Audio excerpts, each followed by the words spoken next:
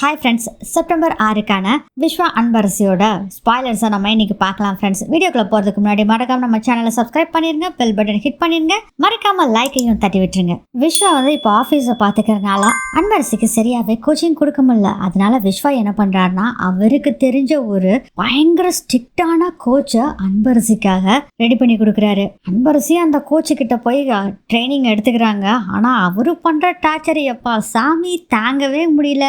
அன்பரசினால போய் சேத்த மிதிங்கிறாரு, அது பண்ணு இது பண்ணு வேலை திரும்ப திரும்ப ட்ரைனிங் கொடுத்துட்டே இருக்காரு. அவங்க ஒர்க் அவுட் பண்ண முடியாம பயங்கர டயர்ட் ஆயிடுறாங்க அன்பரசி. அப்பதான் கரெக்டா விஸ்வா கால் பண்றாரு. அதை பார்த்தோன்னே அப்பாடா இவரு கால் பண்றாரு அப்படின்ட்டு, சார் என்ன சார் இது பயங்கர டார்ச்சர் பண்றாரு இந்த கோச்சு, என்னால முடியல சார் அப்படின்னு சொல்றாங்க. பேசாம நீங்க எனக்கு சொல்லி கொடுத்தீங்களா சார், அதை மட்டுமே நான் பண்ணிட்டு இருக்கேன் ப்ளீஸ் சார் அப்படின்னு சொல்றாங்க அன்பரசி. அதுக்கு விஸ்வா சொல்றாரு, இங்க பாரு எனக்கு நிறைய இங்க ஒர்க் இருக்கு, இல்லாட்டி நான் உனக்கு சொல்லி கொடுத்துருப்பேன்.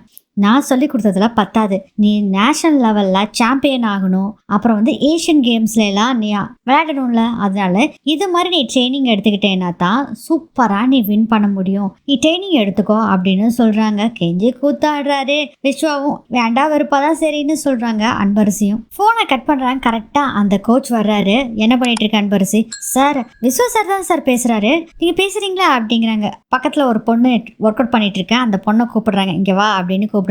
எதுக்குடா கூப்பிடுறாரு அப்படின்னு பார்த்துட்டு இருக்காங்க நம்ம அன்பரசியும். அன்பரசியோட போனை வாங்கிக்கோ அப்படின்னு கோச் சொல்றாரு. கோச் அப்படிங்கிறாங்க அன்பரசி. அந்த பொண்ணுகிட்ட போனை கொடு, இவ எல்லா ட்ரைனிங்கும் முடிச்ச பின்னாடி தான் இந்த போனை கொடுக்கணும் அப்படின்னு சொல்றாங்க. கோச் வேணாம் கோச் ப்ளீஸ் கோச் அப்படின்னு சொல்றாங்க. அதெல்லாம் முடியவே முடியாது, போனை நீ வாங்கிட்டு போவ முதல்ல அப்படின்னு சொல்றாங்க. வேற வழி இல்லாம அன்பரசி அந்த பொண்ணு கிட்ட போனை கொடுத்து விட்டுறாங்க. செம்ம கடுப்பாயிடுறாங்க கோச் மேல அன்பரசி. இருந்தாலும் அந்த கோச்சை விடுறதாவே இல்லை. போய் நீ அந்த மண்ணை மிதி அப்படிங்கிறாங்க. அந்த பானை செய்யறதுக்கெல்லாம் மண் இருக்கும் பாருங்க, களிமண் மாதிரி இருக்கும்ல, அந்த மண்ணை காலால தானே அவங்க மிதிப்பாங்க, அதே மாதிரி மண்ணை வச்சு மிதின்னு சொல்றாங்க. ஒரே சோகமா அன்பரசியும் போய் அந்த மண்ணை மிதிச்சுக்கிட்டு இருக்காங்க. செம்ம டயர்டா இருக்காங்க அன்பரசியும். இதோட இந்த ஸ்பாய்லர் முடியுது.